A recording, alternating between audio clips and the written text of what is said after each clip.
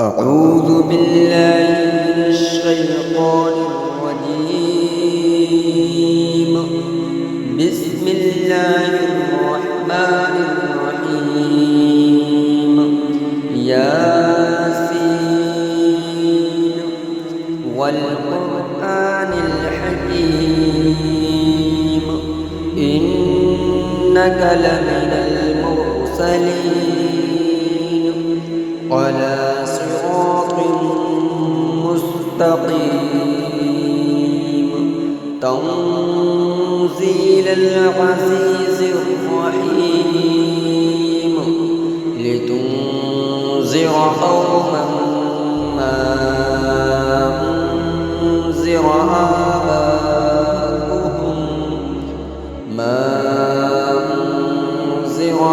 آباؤهم فهم غافلون. لقد حق القول على أكثرهم فهم لا يؤمنون. إنا جعلنا في أعناقهم أغلالا فهي إلى الأذقان فهم مقمحون. وجعلنا من بين أيديهم سدا ومن خلفهم سدا فأغشيناهم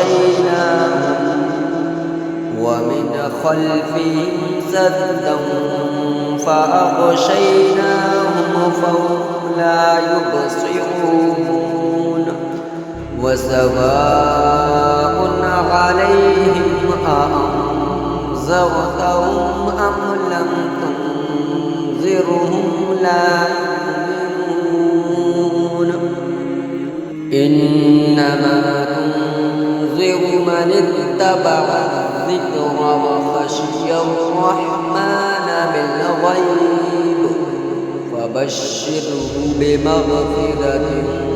وأجر كريم. إنا نحن نحيي الموتى ونكتب ما قدموا وآثارهم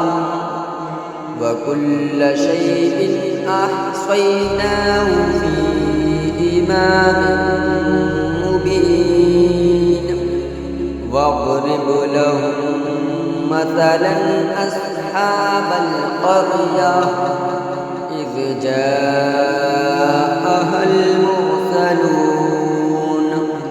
إذ أرسلنا إليهم اثنين فكذبوهما فعززنا بثالث فقالوا إنا إليكم مرسلون. قالوا ما أنتم إلا بشر مثلنا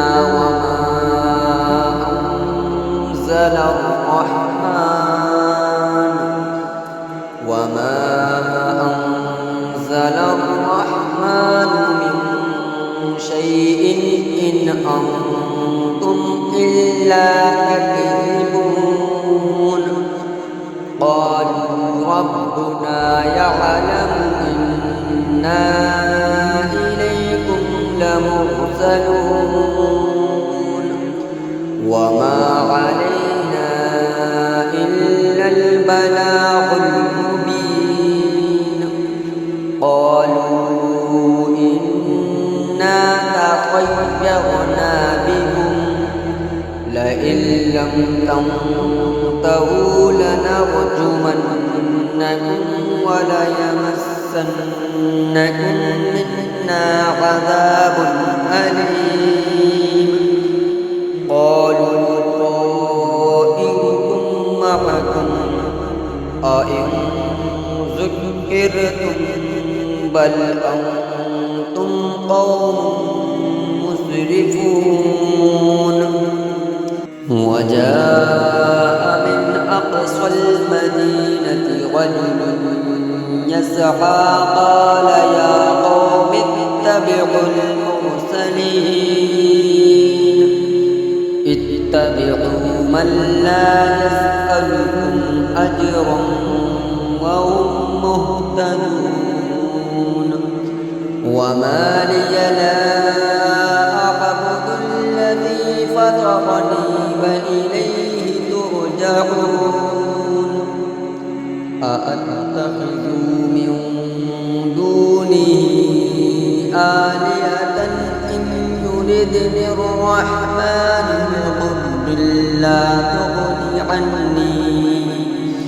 بضر لا تغني عني شفاعتهم شيئا ولا ينقذون إني إذا لفي ضلال مبين إني آمنت بربكم فاسمعون قيل ادخل الجنة قال يا ليت قومي يعلمون بما غفر لي ربي وجعلني من المكرمين وما أنزلنا على قومه من بعده من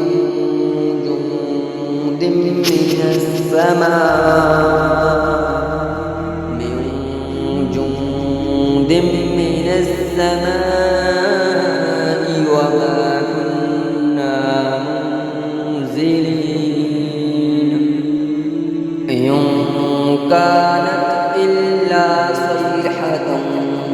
واحدة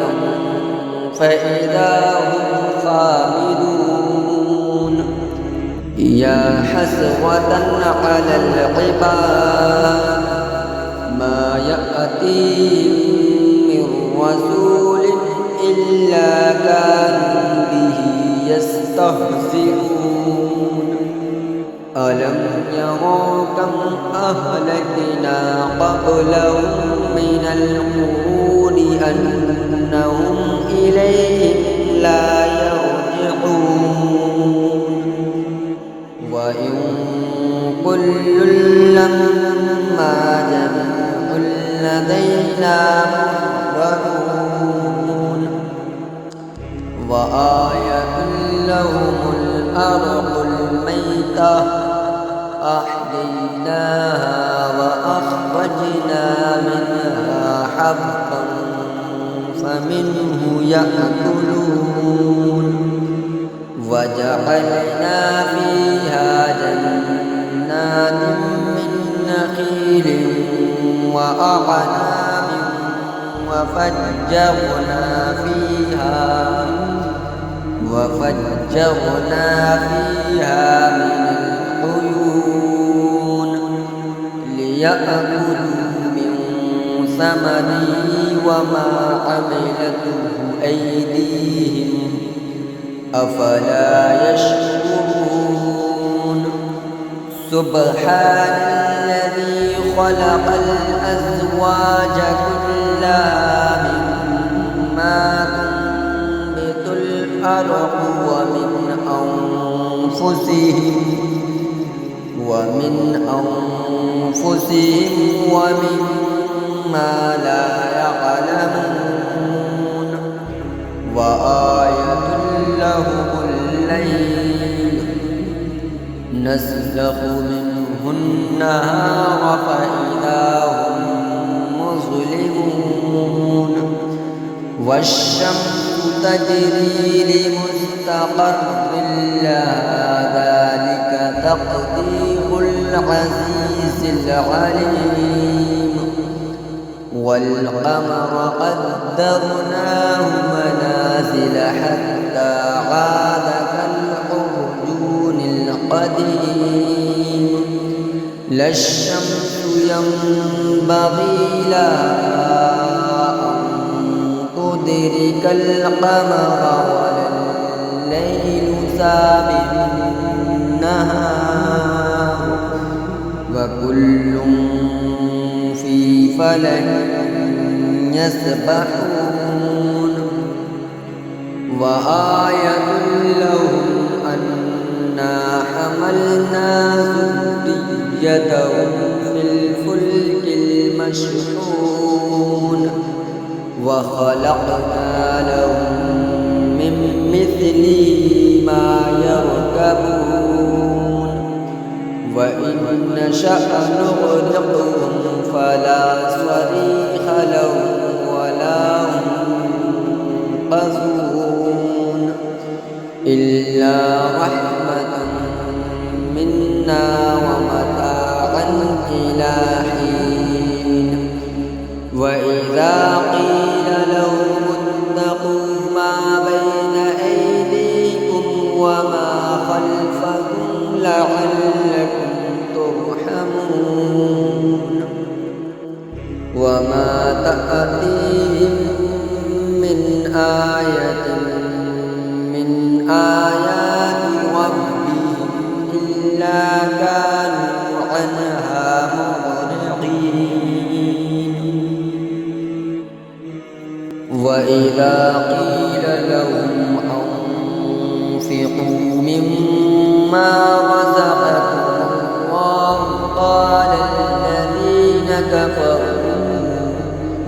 قال الذين كفروا للذين آمنوا أنطعم من لو يشاء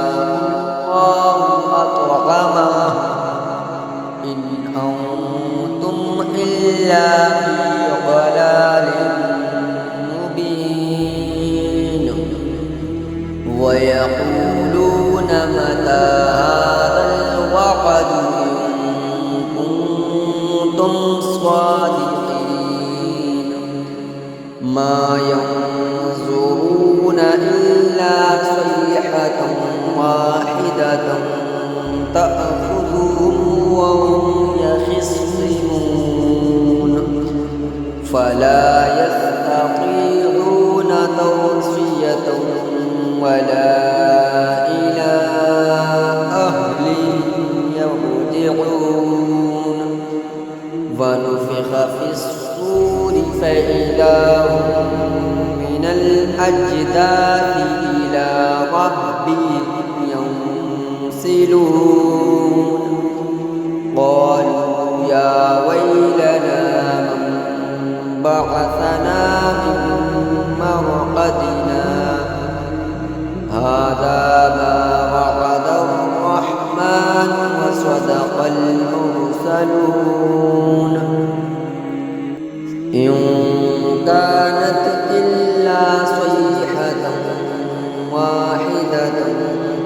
فإذا هم جميع لدينا محضرون فاليوم لا تظلم نفس شيئا ولا تجزون إلا ما كنتم تعملون إن أصحاب الجنة اليوم في شغل فاكهون هم وأزواجهم في ظلال على الأرائك متكئون لهم فيها فاكهة ولهم ما يدعون سلام قولا من رب رحيم وامتازوا اليوم أيها المجرمون ألم أعهد إليكم يا بني آدم ألا تعبدوا الشيطان إنه لكم عدو مبين وأن اعبدوني هذا صراط مستقيم ولقد أضل منكم جبلا كثيرا أفلم تكونوا تعقلون هذه جهنم توعدون اصلوها اليوم بما كنتم تكفرون اليوم نختم على أفواههم وتكلمنا أيديهم وتشهد أرجلهم بما كانوا يكسبون ولو نشاء لطمسنا على أعينهم فاستبقوا الصراط فأنى يبصرون ولو نشاء لمسخناهم على مكانتهم فما استطاعوا مضيا ولا يرجعون ومن نعمره ننكسه في الخلق أفلا يعقلون وما علمناه الشعر وما ينبغي له إن هو إلا ذكر وقرآن مبين لينذر من كان حيا ويحق القول على الكافرين أولم يروا أنا خلقنا لهم مما عملت أيدينا أنعاما فهم لها مالكون وذللناها لهم فمنها ركوبهم ومنها يأكلون ولهم فيها منافع ومشارب أفلا يشكرون واتخذوا من دون الله آلهة لعلهم ينصرون لا يستطيعون نصرهم وهم لهم جند محضرون فلا يحزنك قولهم إنا نعلم ما يسرون وما يعلنون أولم ير الإنسان أنا خلقناه من نطفة فإذا هو خصيم مبين وضرب لنا مثلا ونسي خلقه قال من يحيي العظام وهي رميم قل يحييها الذي أنشأها أول مرة وهو بكل خلق عليم الذي جعل لكم من الشجر الأخضر نارا فإذا أنتم منه توقدون أوليس الذي خلق السماوات والأرض بقادر على أن يخلق مثلهم بلى وهو الخلاق العليم إنما أمره إذا أراد شيئا أن يقول له فيكون فسبحان الذي بيده ملكوت كل شيء وإليه ترجعون.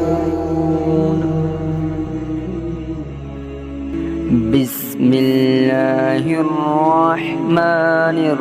الرحيم. الرحمن علم القرآن خلق الإنسان علمه البيان. الشمس والقمر بحسبان والنجم والشجر يسجدان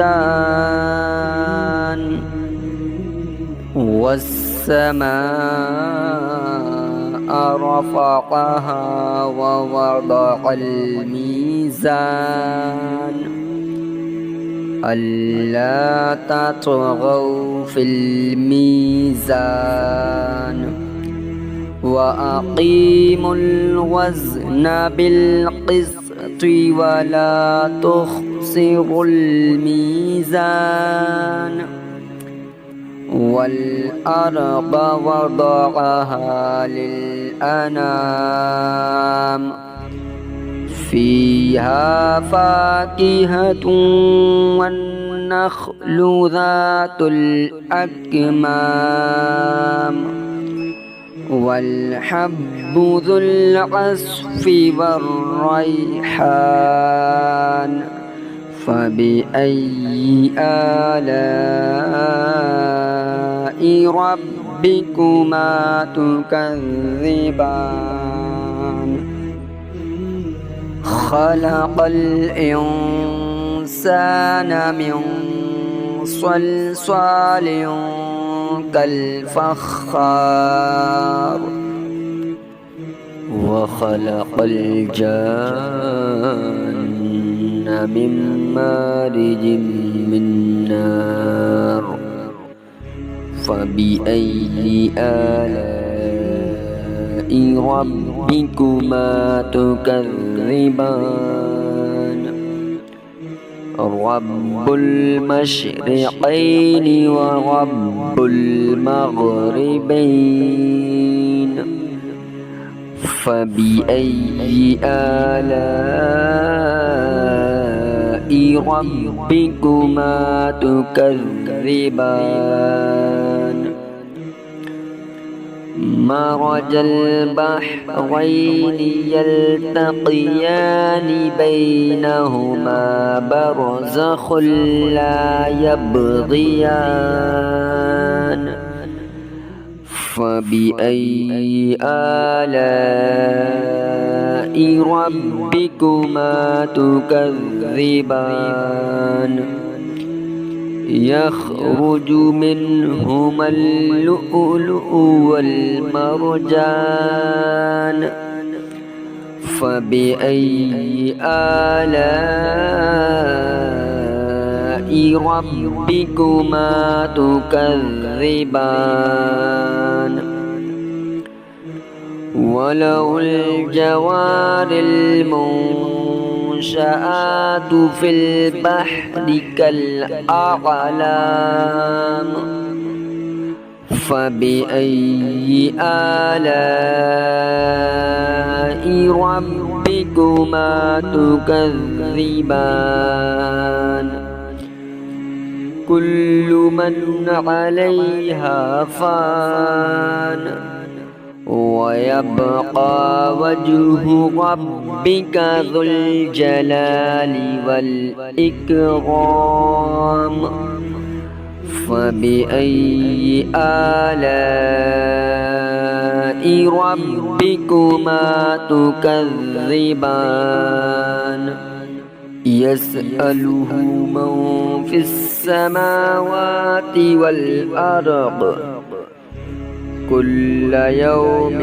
هو في شأن. فبأي آلاء ربكما تكذبان؟ سنفرغ لكم أيها الثقلان. فبأي آلاء ربكما تكذبان؟ يا معشر الجن والإنس إن استطعتم أن تنفذوا من أقطار السماوات والأرض فانفذوا لا تنفذون إلا بسلطان فبأي آلاء ربكما تكذبان يرسل عليكما شواظ من نار ونحاس فلا تنتصران فبأي آلاء ربكما تكذبان فإذا انشقت السماء فكانت وردة كالدهان فبأي آلاء ربكما تكذبان فيومئذ لا يسأل عن ذنبه إنس ولا جان فبأي آلاء ربكما تكذبان يعرف المجرمون بسيماهم فيؤخذ بالنواصي والأقدام فبأي آلاء ربكما تكذبان هذه جهنم التي يكذب بها المجرمون يطوفون بينها وبين حميم آن فبأي آلاء ربكما تكذبان ولمن خاف مقام ربه جنتان فبأي آلاء ربكما تكذبان ذواتا أفنان فبأي آلاء ربكما تكذبان فيهما عينان تجريان فبأي آلاء ربكما تكذبان فيهما من كل فاكهة زوجان فبأي آلاء ربكما تكذبان متكئين على فرش بطائنها من استبرق وجنى الجنتين دان فبأي آلاء ربكما تكذبان فيهن قاصرات الطرف لم يطمثهن إنس قبلهم ولا جان فبأي آلاء ربكما تكذبان كأنهن الياقوت والمرجان فبأي آلاء ربكما تكذبان هل جزاء الإحسان إلا الإحسان فبأي آلاء ربكما تكذبان ومن دونهما جنتان فبأي آلاء ربكما تكذبان مدهامتان فبأي آلاء ربكما تكذبان فيهما عينان نضختان فبأي آلاء ربكما تكذبان فيهما فاكهة ونخل ورمان فبأي آلاء ربكما تكذبان فيهن خيرات حسان فبأي آلاء ربكما تكذبان حور مقصورات في الخيام فبأي آلاء ربكما تكذبان لم يطمثهن إنس قبلهم ولا جان فبأي آلاء ربكما تكذبان متكئين على رفرف خضر وعبقري حسان فبأي آلاء ربكما تكذبان تبارك اسم ربك ذي الجلال والإكرام بسم الله الرحمن الرحيم تبارك الذي بيده الملك وهو على كل شيء قدير الذي خلق الموت والحياة ليبلوكم أيكم أحسن عملا وهو العزيز الغفور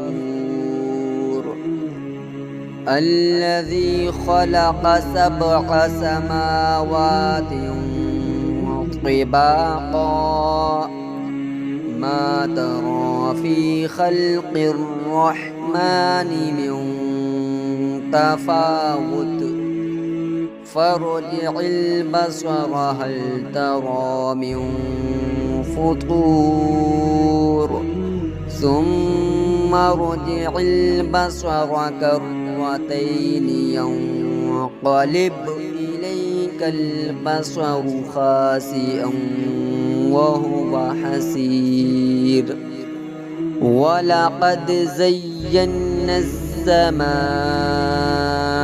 الدنيا الدنيا بمصابيح وجعلناها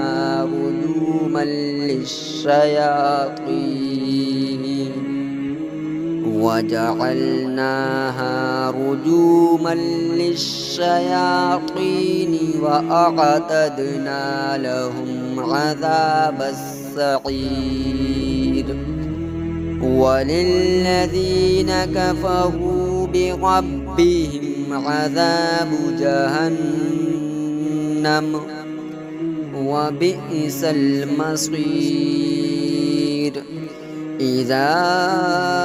ألقوا فيها سمعوا لها شهيقا وهي تفور تكاد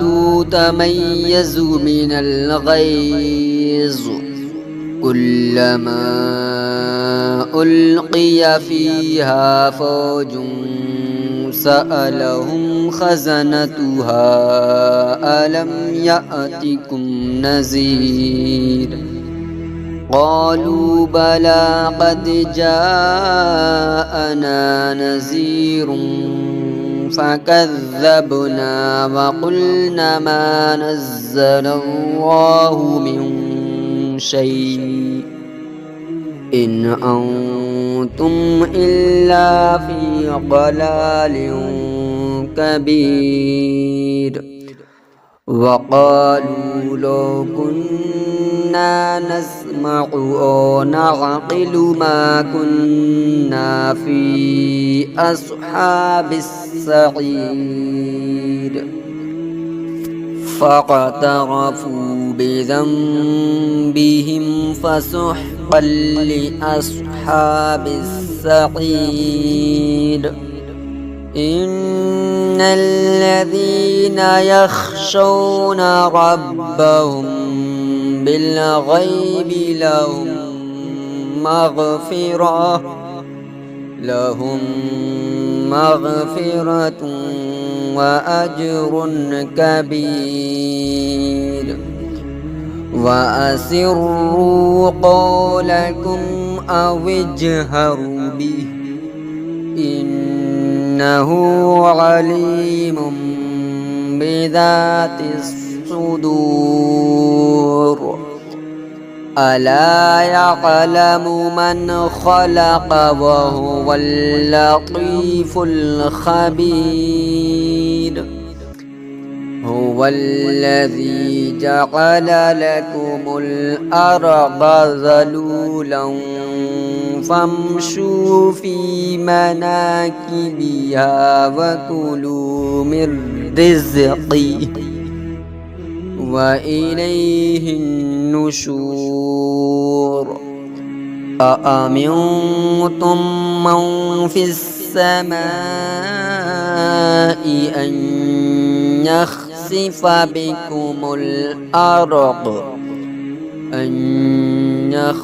بكم الأرض فإذا هي تمور أم أمنتم من في السماء أن يرسل عليكم حاصبا فستعلمون كيف نذير ولقد كذب الذين من قبلهم فكيف كان نكير أولم يروا إلى الطير فوقهم صافات ويقبضن ما يمسكهن إلا الرحمن إنه بكل شيء بصير أمن هذا الذي هو جند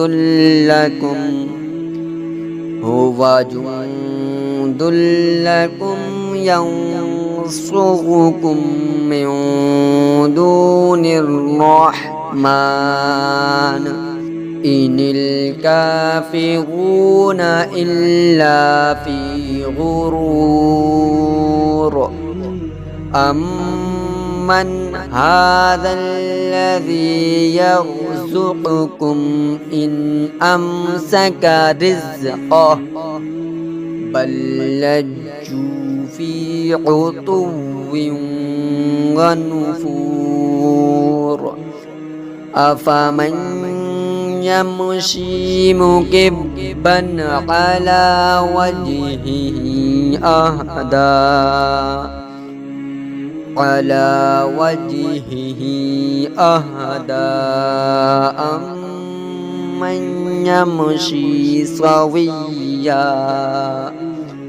أمن يمشي سويا على صراط مستقيم قل هو الذي أنشأكم وجعل لكم السمع والأبصار والأفئدة قليلا ما تشكرون قل هو الذي ذرأكم في الأرض وإليه تحشرون ويقولون متى هذا الوعد إن كنتم صادقين قل إنما العلم عند الله وإنما أنا نذير مبين فلما رأوه زلفة سيئت وجوه الذين كفروا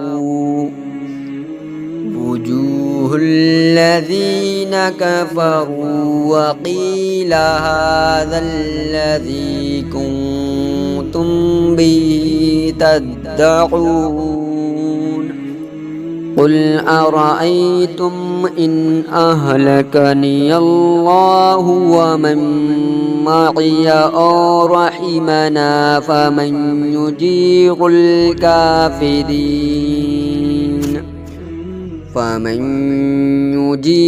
الكافرين من عذاب أليم قل هو الرحمن آمنا به وعليه توكلنا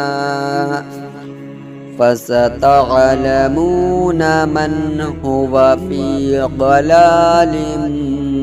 مبين قل أرأيتم إن أصبح ماؤكم غورا فمن يأتيكم بماء معين بسم الله الرحمن الرحيم إذا وقعت الواقعة ليس لوقعتها كاذبة خافضة رافعة إذا رجت الأرض رجا وبست الجبال بسا فكانت هباء منبثا وكنتم أزواجا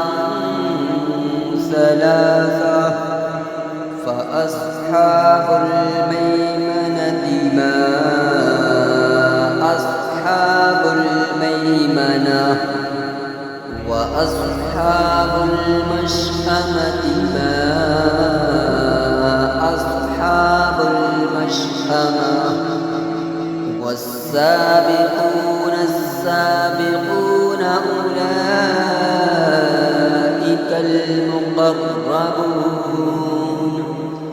في جنات النعيم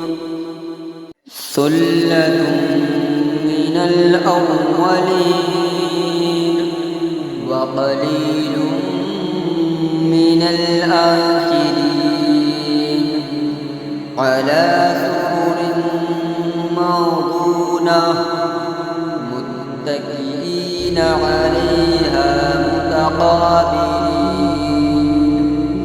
يطوف عليهم ولدان مخلدون بأكواب وأباريق وكأس من معين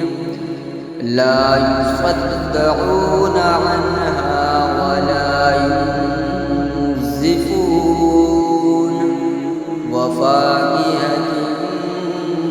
مما يتخيرون ولحم طير مما يشتهون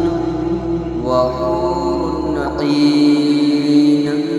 كأمثال اللؤلؤ المكنون جزاء بما كانوا يعملون لا يسمعون فيها لغوا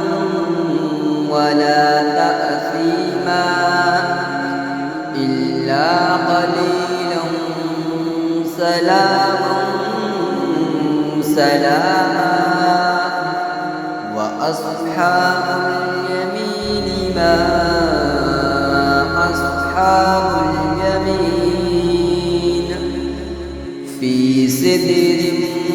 مخضود وطلح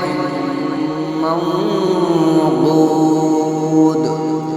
وظل ممدود وماء مسكوب وفاكهة كثيرة لا مقطوعة ولا ممنوعة وفرش مرفوعة إنا أنشأناهن إنشاء فجعلناهن أبكارا عربا أترابا لأصحاب اليمين ثلة من الأولين وثلة من الآخرين وأصحاب الشمال ما أصحاب الشمال في سموم وحميم وظل من يحموم لا بارد ولا كريم إنهم كانوا قبل ذلك مترفين وكانوا يصرون على الحنث العظيم وكانوا يقولون أئذا متنا وكنا ترابا وعظاما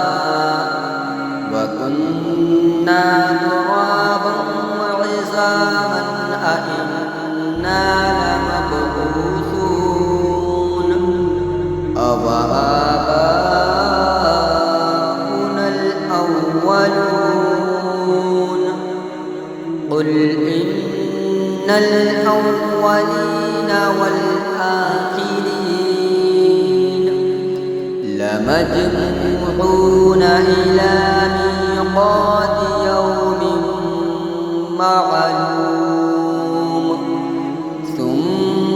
إنكم أيها الضالون المكذبون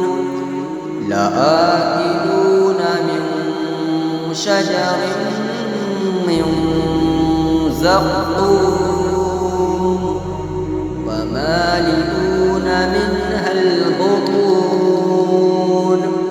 فشاربون عليه من الحميم فشاربون شرب الهيم هذا نزلهم يوم الدين نحن خلقناكم فلولا تصدقون أفرأيتم ما تمنون أأنتم تخلقونه أم نحن الخالقون نحن قدرنا بينكم الموت وما نحن بمسبوقين على أن نبدل أمثالكم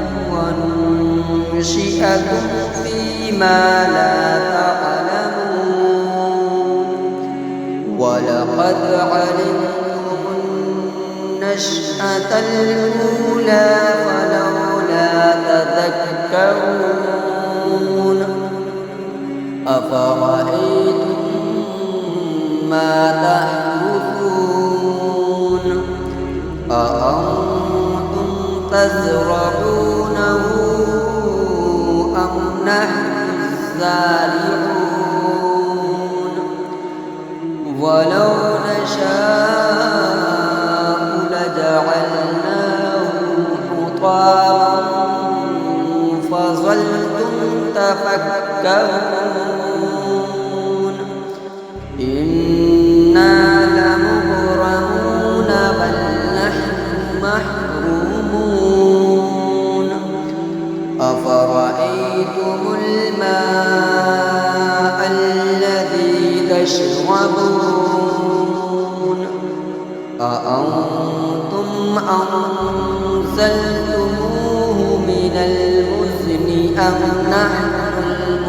المنزلون ولو نشاء لجعلناه أجاجا فلولا تشكرون أفرأيتم النار التي تورون أأنتم أنشأتم شجرتها أم نحن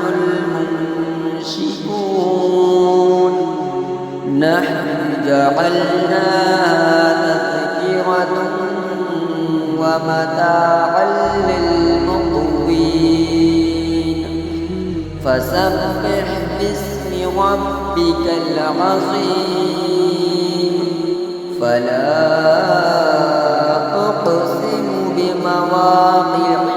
النجوم وإنه لقسم لو تعلمون عظيم إنه لقرآن كريم في كتاب مكنون لا يمسه إلا المطهرون تنزيل من رب العالمين أفبهذا الحديث أنتم مدهنون وتجعلون رزقكم أنكم تكذبون فلولا إذا بلغت الحلقوم وأنتم حينئذ تنظرون ونحن أقرب إليه منكم ولكن لا تبصرون فلولا إن كنتم غير مدينين ترجعونها إن كنتم صادقين فأما إن كان من المقربين فروح وريحان وجنة نعيم وأما إن كان من أصحاب اليمين فسلام لك من أصحاب اليمين وأما إن كان من المكذبين الضالين فنزل من حميم وتصفية جحيم إن هذا لهو حق اليقين فسبح باسم ربك العظيم